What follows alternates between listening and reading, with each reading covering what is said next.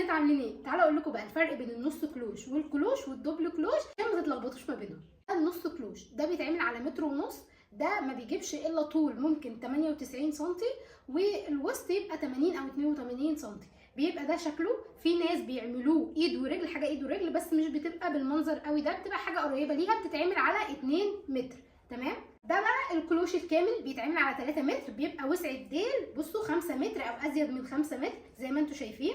عايزه اقول لكم بقى ده في السوق في ناس بتقلل الكلوش بتاعه او تعمله على قد الوسط بالظبط، ما يبقاش فيه كشكشه كتير، ويقولوا لك عليه ان هو ده الكلوش، وان الدبل ان احنا نعمل كشكشه اكتر او نزود في الكلوش شويه ونقول عليه ان ده دبل كلوش. وده طبعا كلام غلط، معظم اللي في السوق كلهم بيقولوا ده، وانا شفت صفحات كتير بيخلوا البنات تتلخبط ان هم بيقولوا ده كلوش وده دبل كلوش. الدبل كلوش يا بنات بيتعمل الجيبه دي قدها مرتين، يعني تتعمل على 6 متر، يبقوا 2 من دول ويتخيطوا مع بعض. دول بنستخدمهم في السواريهات اكتر عشان